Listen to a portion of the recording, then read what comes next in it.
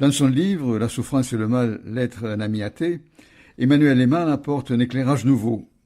Sa ferveur de converti, alliée à des raisonnements rigoureux, nous conduisent à découvrir que, finalement, les objections des athées fécondent notre intelligence de la foi. Nous retrouvons Emmanuel Lehmann pour un second entretien. Bonjour Emmanuel Lehmann. Bonjour.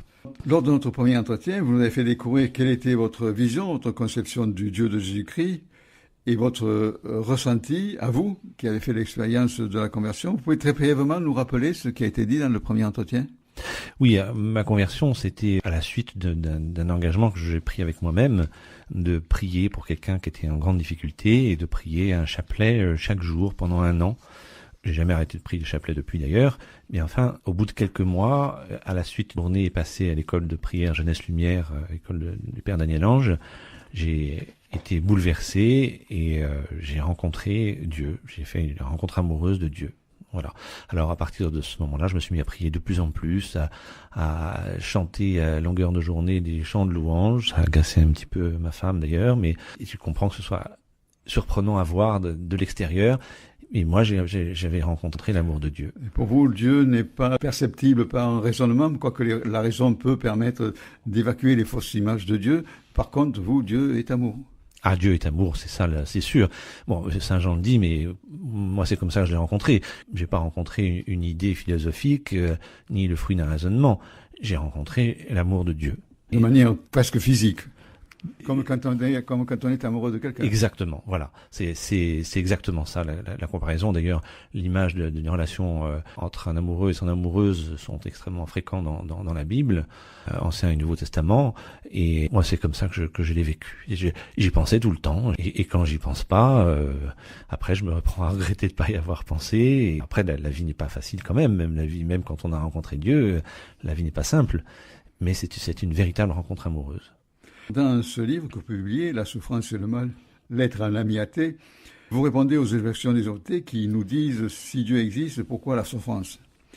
Et face à cette question, vous répondez de la manière la plus pertinente, non pas par des concepts philosophiques, mais parce que ce que vous avez vécu, vous, et tout récemment, vous avez vécu une forme de souffrance la plus terrible, celle que peut vivre un être humain, c'est la perte d'un enfant, votre fille Marina, âgée de 16 ans, qui a disparu dans des conditions effroyables. Et vous nous livrez dans votre livre un témoignage bouleversant sur, d'une part, votre propre souffrance et sur la paix lumineuse que vous avez ressentie au moment de ces obsèques. Vous pouvez nous le dire ? Oui, bon, elle avait 18 ans quand elle a disparu, quand elle a été rappelée à Dieu. Et bien entendu, c'était une souffrance épouvantable. J'avais vraiment l'impression de vivre dans un cauchemar. Et pourtant... Et vous souffriez de voir que vos proches souffraient. Aussi, bien sûr. C'était une souffrance... C'était ma souffrance, et ma souffrance était multipliée en voyant la souffrance de ma femme et de mes autres enfants. C'était vraiment... Enfin, c'est indescriptible. Je pense que, bon, comme pour beaucoup de souffrances, peut-être toutes, c'est pas possible de comprendre cette souffrance tant qu'on n'a pas traversé.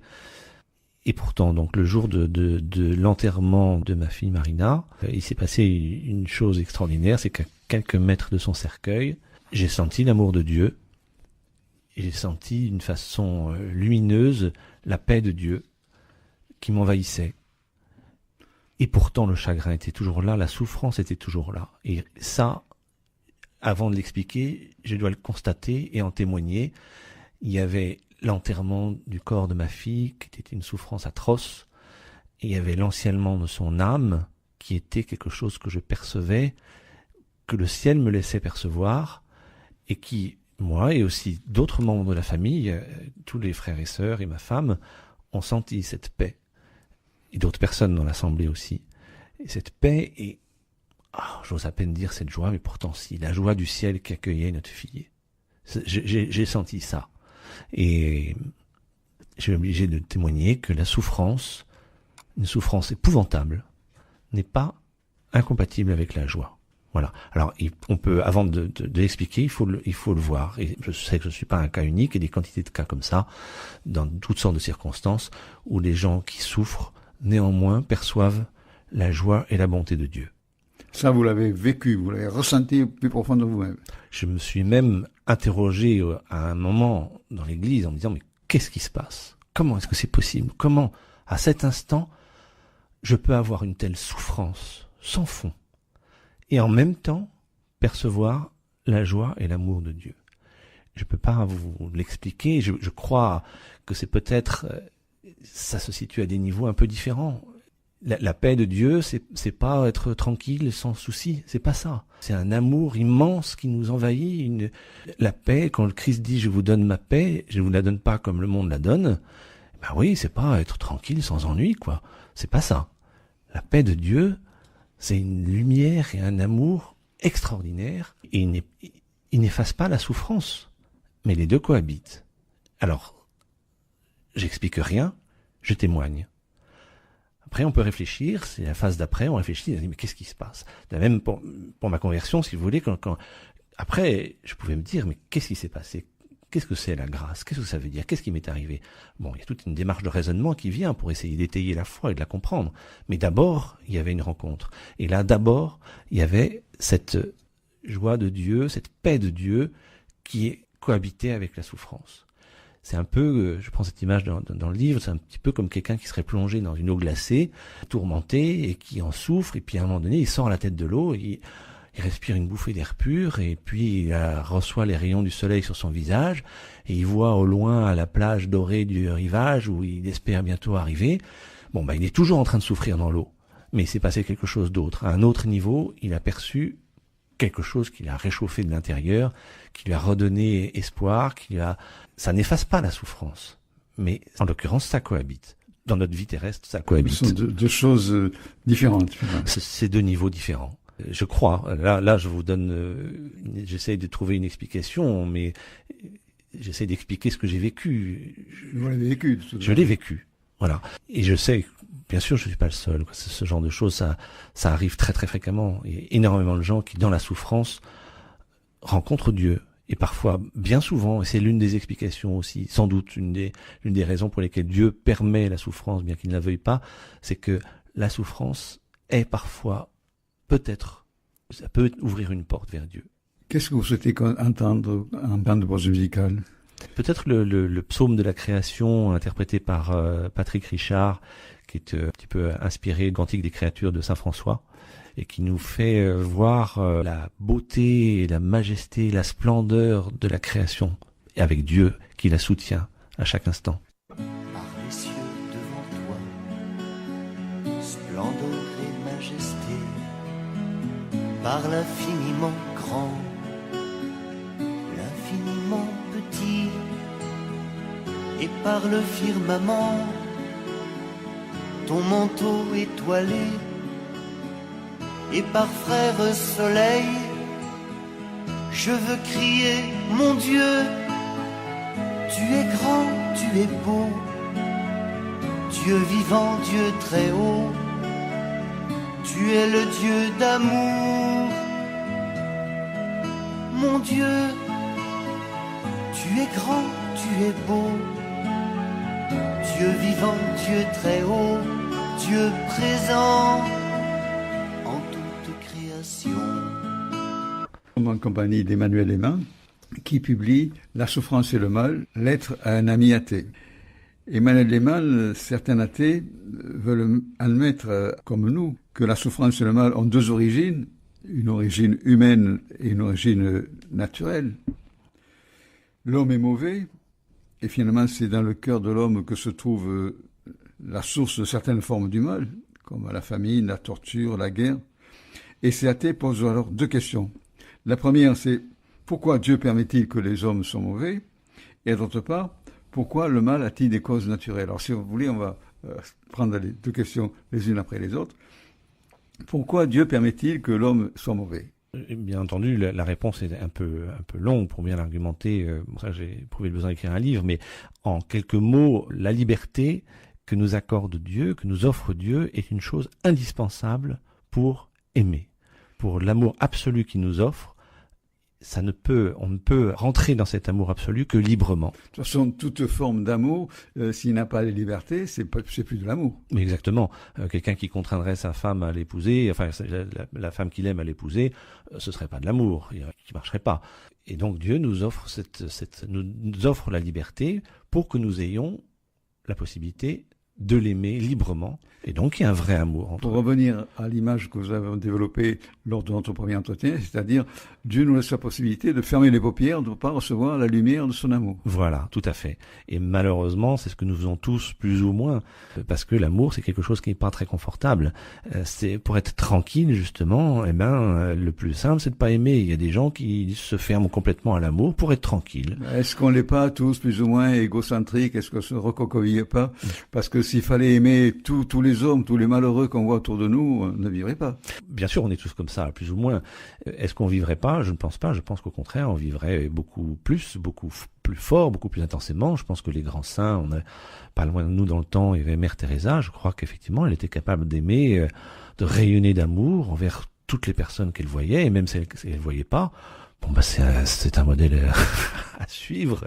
On en est loin, mais ce sont des saints. Mais on est tous appelés à la sainteté. Et c'est précisément ce que disait Mère Teresa, mais elle n'est pas la seule.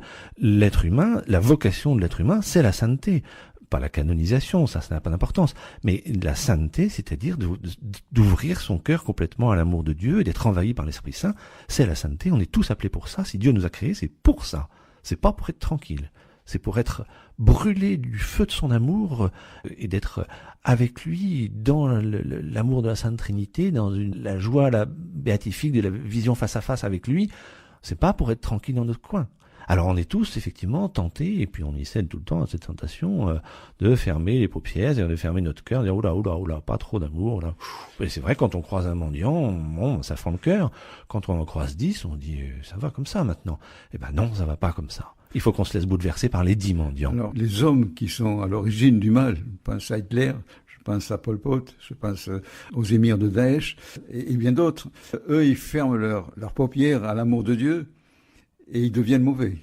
C'est ça le mal, c'est de se fermer à l'amour. Je crois que, alors bien sûr, il y a Hitler et ces gens-là, mais enfin il y a moi aussi, et puis je pense que tous les hommes, frontière entre le mal et le bien, bien entendu, elle passe au milieu du cœur, enfin au milieu, dans le cœur de chaque homme. Et on a tous ce combat en permanence à mener pour ouvrir notre cœur à l'amour, et tous, plus ou moins, on s'y refuse. Et c'est ça le mal, c'est de refuser d'ouvrir son cœur à l'amour. Et quand on le ferme, plus on le ferme, moins l'amour circule.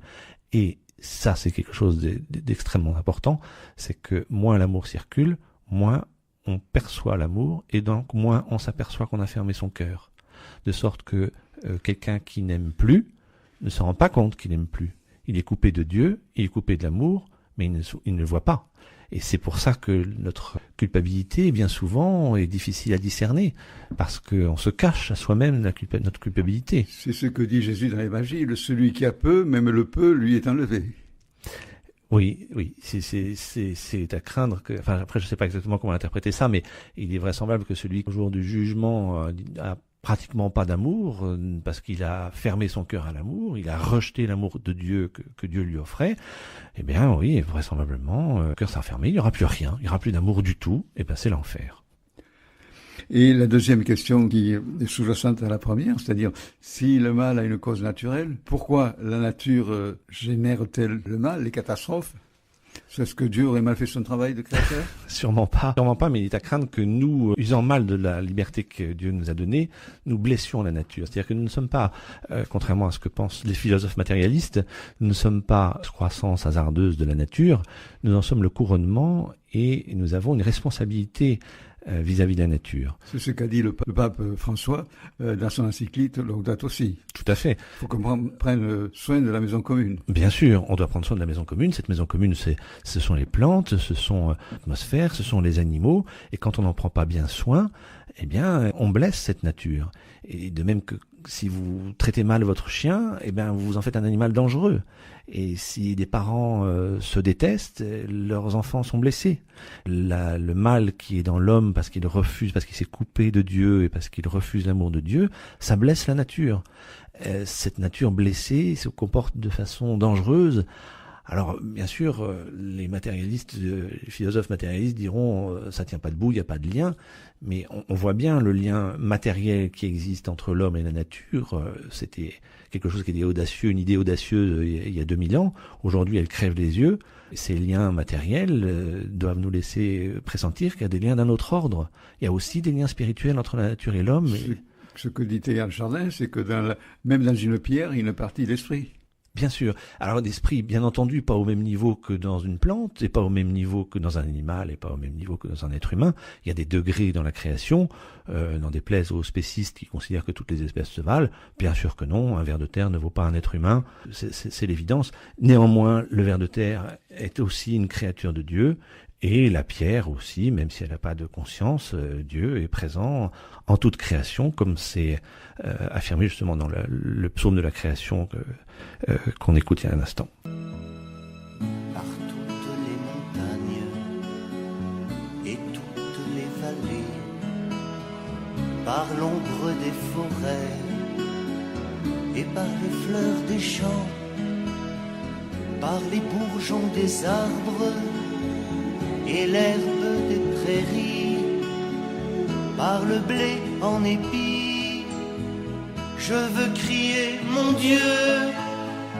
Tu es grand, tu es beau, Dieu vivant, Dieu très haut, tu es le Dieu d'amour. Mon Dieu, tu es grand, tu es beau, Dieu vivant, Dieu très haut, Dieu présent en toute création. Nous sommes en compagnie d'Emmanuel Lehmann, qui publie « La souffrance et le mal, lettre à un ami athée ». Emmanuel Lehmann, les chrétiens, les catholiques ont conscience de faire le mal, de ne pas obéir à Dieu, de ne pas recevoir pleinement l'amour de Dieu. Et les athées nous reprochent de développer la culpabilité, une culpabilité qui peut dégénérer dans le masochisme ou la haine de soi. Et il semblerait, d'après vous, d'après ce que vous dites dans votre livre, que la culpabilité serait positive. C'est-à-dire qu'il faut distinguer plusieurs formes de culpabilité. Il y a une culpabilité qui peut être un dérèglement psychologique. Vous avez des quantités de gens qui se sentent coupables pour des choses dont ils ne sont absolument pas coupables. Et effectivement, ça peut engendrer des drames. La culpabilité qui m'intéresse dans ce livre, dans le sujet, c'est le refus de l'amour que Dieu nous offre et le refus d'aimer les autres. C'est celle-là, notre culpabilité. Et celui qui dit « je ne suis pas coupable de ça », je pense que son âme est tellement obscurcie qu'il ne voit plus rien. C'est ça que ça veut dire. Est-ce que c'est là le péché contre l'esprit, finalement, dont parle Jésus, qui dit qu'on ne sera pas pardonné? Je crois que le péché contre l'esprit qui ne peut pas être pardonné, c'est le refus du pardon. Dieu nous offre toujours son pardon, mais si on refuse le pardon, c'est-à-dire si on s'obstine dans le mal en disant non, ce qui est le mal que j'ai fait, je l'assume, je considère qu'il est normal, je refuse de me repentir, Dieu m'offre son pardon, j'en veux pas, son pardon, je m'en fiche, eh bien ça, c'est se fiche de l'Esprit Saint. C'est refuser l'Esprit Saint, c'est refuser la bouée de secours. Eh bien là, ça peut pas être pardonné parce que c'est un refus du pardon. Tandis que la culpabilité est positive, c'est se reconnaître pécheur. Bien sûr, alors la culpabilité est positive quand on se reconnaît pécheur, mais il faut pas en rester là, parce que ça, ce serait s'arrêter au milieu du gué au risque de se noyer. Pour aller sur l'autre rive, il faut aller au-delà. On est pécheur, mais on a un sauveur quand même. Sinon, c'est dramatique, parce qu'on peut pas s'en sortir tout seul. Il s'agit pas de dire « je suis pécheur et donc c'est fichu ». Ça, c'est Judas qui trahit Jésus, et puis qu'après, désespérant de l'amour de Dieu, ne croyant pas suffisamment dans l'amour de Dieu, va se pendre. Saint Pierre, lui, il trahit Jésus, il le renie 3 fois, mais il va pleurer sur Jésus et il s'effondre de repentir. Et il est sauvé aussitôt, et il devient le premier pape. Donc la culpabilité n'est pas un cul-de-sac, c'est une porte vers la rédemption. Emmanuel Lehmann, vous abordez également dans votre livre cette notion de Satan, du diable. Il est de bon ton de dire que Satan est une image, et vous dites que c'est un être réel. C'est un être réel. Je m'appuie là-dessus d'abord sur les paroles de Jésus, tout simplement, quand il dit que Satan, vous passez au crible comme le blé. Enfin, Jésus parle de Satan comme d'une personne à plusieurs reprises. Quand au moment où Pierre dit qu'il ne faut pas qu'il soit mis à mort, Jésus dit « passe derrière moi Satan », il ne s'adresse pas à une idée. Quand il dialogue dans le désert, il ne s'adresse pas à une vague idée. C'est une personne. Toute la tradition de l'Église, 2000 ans, c'est aussi, nous présente Satan comme un être. Et dans cette lignée, justement, de la souffrance qui est rédemptrice, votre dernier chapitre, vous le consacrez à la croix. Oui, alors la souffrance est rédemptrice, je crois que c'est un peu plus compliqué et plus mystérieux que ça. C'est pas juste la souffrance qui est rédemptrice, c'est la souffrance il y a deux façons, il y a plusieurs façons de vivre la souffrance, mais d'une certaine façon, elle nous unit au Christ. Elle nous unit au Christ sur la croix, et du coup, elle devient rédemptrice parce que le Christ est rédempteur. C'est une espèce d'autre sacrement, pratiquement, de huitième sacrement, qui nous unit à la passion du Christ, et qui nous fait le rejoindre parce qu'il nous a rejoints dans notre souffrance. Ça, c'est rédempteur. Alors après, il y a la possibilité qu'aux croyants d'offrir leur souffrance, là encore en s'unissant encore plus profondément, parce que librement, à la souffrance du Christ, pour leurs frères. Et bon, là, on atteint vraiment un mystère qui peut pas passer par la raison, quoi. Comme tous les mystères, il faut passer par le cœur pour s'en approcher. Merci Emmanuel Lehmann. Merci beaucoup.